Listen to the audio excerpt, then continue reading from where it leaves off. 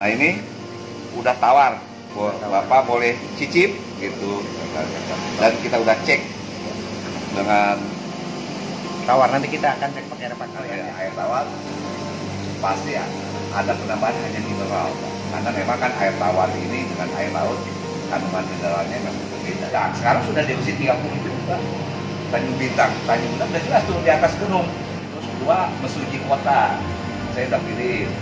Terus ke Cibubur, nah itu kan saya kirim, dan sampai hari ini ada Indramayu Kota, jadi bukan Indramayu Kota ya, karena namanya budaya itu dalam tanda ini tidak ada yang bagus. Metode awal kita kan dulu berasumsi kalau mau budidaya udang itu dalam tanda petik perlu modal besar, Pak.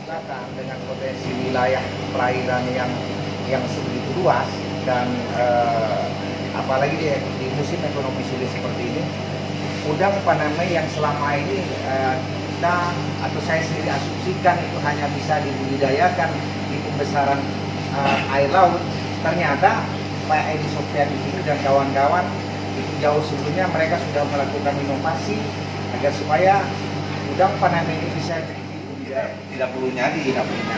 Market itu akan datang sendiri. Dalam tanda petik di balik gunung aja, kalau udang pasti diambil. Dan enaknya udang ini yang punya itu kalau proses panen dalam tanda petik aja gitu. Konten kali ini adalah kelanjutan dari konten sebelumnya, yaitu masih membahas seputar Paname air tawar barat, dan kali ini kita akan langsung ajak sana ke pakarnya juga, yang memang sudah menerima memproduksi benur Paname air tawar yang sudah dikirim ke berbagai tempat. Ya. Waalaikumsalam warahmatullahi wabarakatuh. Ya, sebenarnya beliau ini kalau di dunia aquaculture semuanya yang ada di Lampung Selatan ini melihat ke depannya metode ini hanya dasar, karena udang itu kalau oksigennya kurang, saya jamin jangankan bertahan hidup, mungkin mortalitas itu semakin dekat. Jadi yang utama itu harus itu dulu terpenuhi. Kalau oksigennya bisa terpenuhi, insya Allah.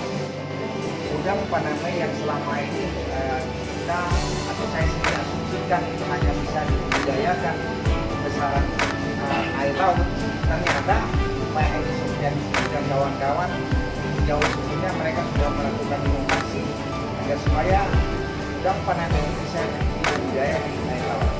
Pak Edi Sofyan, ya, boleh kita melihat contoh benur yang sudah memang puas adaptasi sesuai dengan air laut. Ya. Mungkin sebelum dilihat ya, jadi pada prinsipnya memang dengan terobosan Paname di air tawar, kita kan dulu berasumsi kalau mau budidaya udang itu dalam tanda petik lahannya bukan besar, yang peralatannya cukup sangat besar. Nah, dengan adanya saya bentuknya sudah bersangkas nol atau tawar, kita sudah bisa membuat di lingkungan kita ya, dengan skala kecil.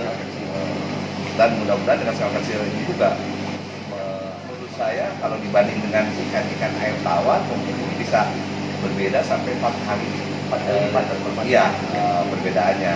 Jadi memang tujuan saya juga waktu pembuatan ke tawar ini memang ke sana. Mudah-mudahan ya masyarakat dengan adanya Paname ini, karena memang udang itu berbeda dengan yang lain ya, memang dicari. Jadi bahasanya market itu kita tidak perlu nyari, market itu akan datang sendiri. Dalam tanda petik di balik gunung aja, kalau udang itu pasti diambil. Dan enaknya udang ini yang punya itu kalau proses panen dalam tanda petik hanya duduk manis saja ya, karena yang manen nanti dari pembeli sendiri. Dan yang paling menarik tadi itu Pak, saya membayangkan kalau memang ini bisa dikelola skala food industri. Nanti teman-teman yang tadinya budidaya lele ini kan salah satunya kalau dia memang sudah size-nya lebih besar daripada size konsumsi, biasanya udah nggak ada harga. Tapi kalau udang ini semakin mahal. Nah itu yang menarik kalau menurut saya. Jadi kita nanti lihat bahwa ini, Bapak pegang dulu. biar ada banyak.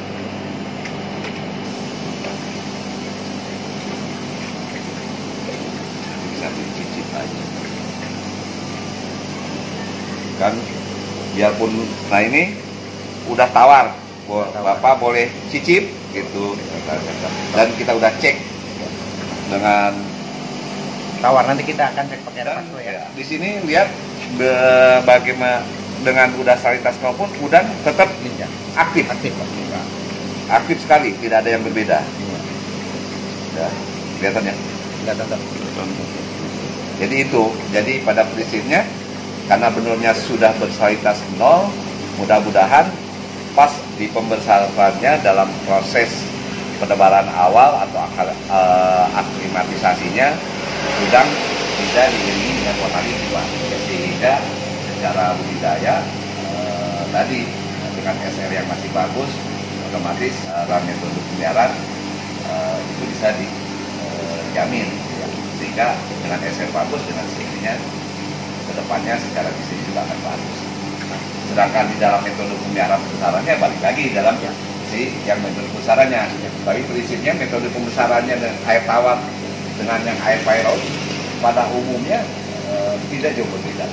Perbedaannya hanya nanganan di air tawar pasti ada penambahan hanya mineral, karena memang kan air tawar ini dengan air laut kandungan mineralnya memang berbeda.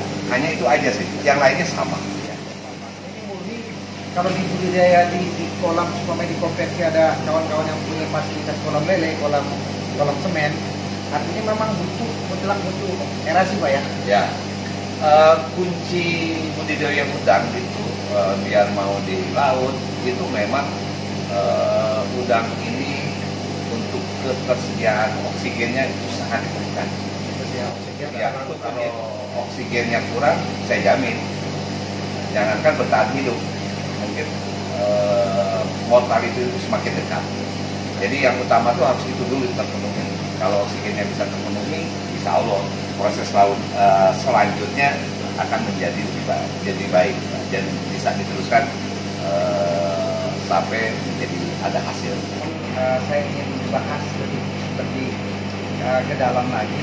Kira-kira di dalam teknik penurunan salinitas yang aslinya habitatnya ini kan di air asin ya, nah, diturunkan sampai 0 ppb, kira-kira kendala yang dihadapi itu apa selama ini?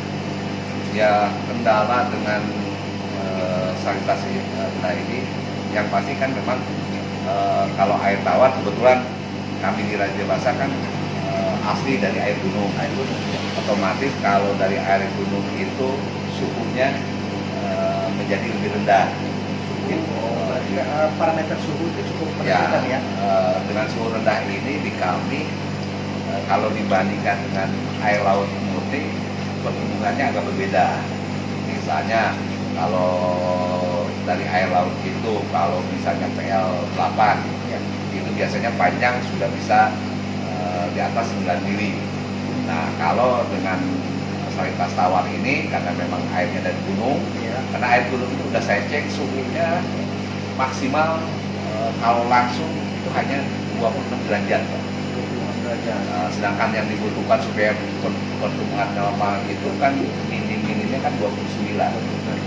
Kalau apalagi kalau bisa 31 derajat itu biasanya pertumbuhan akan normal. Nah, karena dengan suhunya lebih rendah, otomatis di Heci ini pertumbuhannya agak sedikit lambat. Itu udah pasti di situ. Tapi itu tidak menjadi resiko di dalam pembesarannya, karena kalau di pembesaran kan ruangannya terbuka, penampangnya lebih besar, sehingga saya yakin suhu akan menjadi lebih panas sana. Cuma hanya di Heci-nya aja. Nah, kedua memang di dalam penurunan salinitas ini, kalaupun kita tidak hati-hati, bisa aja diikuti dengan mortality. Ya.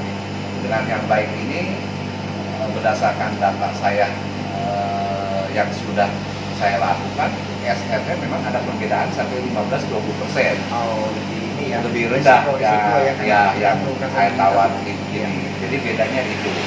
Kalau di dalam masa pemeliharaan ya, selama kita memantau dengan baik, insya Allah sih hampir sama. Cuma yang membedakan tadi pertumbuhannya sedikit lebih rendah dan SR-nya memang berbeda sedikit ya tadi 15%. Oke. Baik, tadi sejauh ini serapan daripada benur Paname tawar ini itu salah satunya ada di daerah Malang. Sekarang saya ingin tahu, pernah nggak selama ini benur yang kita pasarkan di daerah pegunungan? Saya hanya ingin memberikan gambaran kepada rekan-rekan sekalian di kondisi ekonomi sulit seperti ini. Teman-teman yang terutama selama ini banyak bermain di bidang lele, yang notabene tempat tinggal mereka tidak semuanya di dekat perairan pesisir pantai seperti ada di daerah gunung. Layak nggak kira-kira kalau untuk ditebak di daerah pegunungan? Banyak Pak. Ya memang kalau di Palas boleh lah Pak. Tapi di Palas pun kalau ke arah pantai aja itu juga lebih dari 40 kiloan jaraknya. Dan kami sudah cek juga, memang salinitas sumurnya nggak nyampe 1 ppm. Kalau kita ambil sumur bor di daerah Palas. Nah kedua saya sudah kirim juga sekarang ke Bandar Lampung, ke daerah yang panjang naik ke atas. Oh iya, Apa namanya? Bono itu ya ke atas itu. Bukan Sibono sini. Kalau pikir kita namanya daerah Tanjung Bintang. Tanjung Bintang. Sekarang sudah di usia 30 juga. Tanjung Bintang udah jelas tuh di atas gunung. Itu dihitung. Sekarang sudah di usia 30 dan saya udah pakai juga itu alhamdulillah baik. Terus kedua Mesuji Kota. Saya udah kirim. Terus ke Cibubur. Nah, itu saya kirim dan sampai hari ini ada Indramayu Kota. Indramayu, jadi bukan Indramayu Kota ya, di kotanya ini kan sudah gitu. Itu Ya, seperti yang diutarakan oleh Pak Edi tadi, dimanapun sebatas untuk kualitas dan parameter air, terutama suhu dan kualitas mineral air bisa ya, dijaga kita kalau cek. wilayah. Ya, jadi bahasanya dengan air tawar ini nanti kita cek. Menurut saya untuk pembesaran itu supaya udang normal mungkin nanti yang dicek itu terutama alkali. Biasanya kan kalau air tawar itu udah jelas tuh alkalinya akan menjadi rendah dan mineralnya akan rendah. Nah di dalam proses nanti pembesarannya dua item inilah yang kita akan kejar dengan adanya penambahan material supaya alkalinitasnya naik dan mineralnya juga naik. Kalau itu dipenuhi, insya Allah pembesarannya tidak akan ada masalah, Pak. Kalau berdasarkan pengalaman ini yang saya lihat, Yang besar kecil kos daripada operasional tergantung dari posisi kandungan air yang betul. yang Itu harus dicek dulu supaya berhasil. Malah dengan air tawar ini, yang sekarang menurut saya asupannya lebih minim Pak. Misalnya di persiapan semua yang air tawar biarpun di Palas itu tidak memakai bahan-bahan kimia. Tidak, misalnya kalau di tambak sudah jelas kan, mulai dari aporin ya, karena untuk sterilisasi, ada saponin, ada pembunuh kerang-kerangan.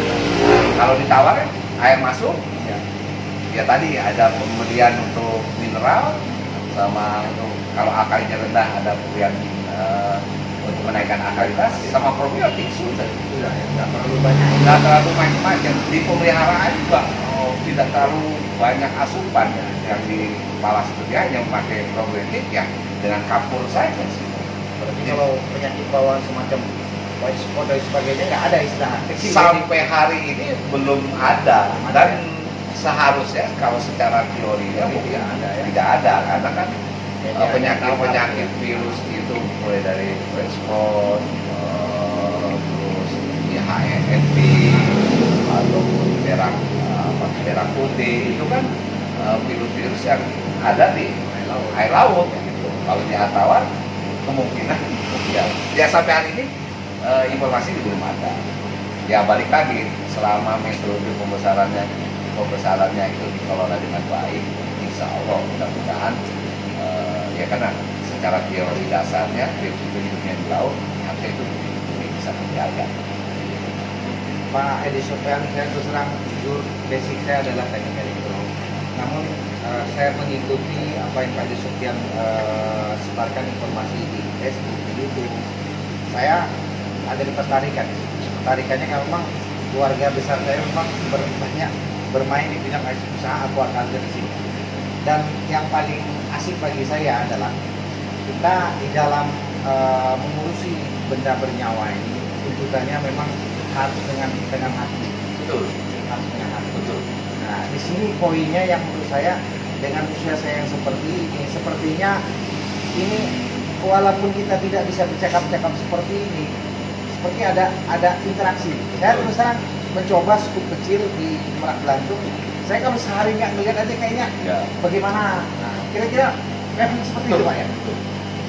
Dan memang itu kita akui ya, malah dalam tanda petik faktor keberhasilan dalam budidaya atau makhluk hidup kemungkinan interaksi itu ya pun tidak bisa membuktikan ya, secara nyata, tapi itu sangat berpengaruh.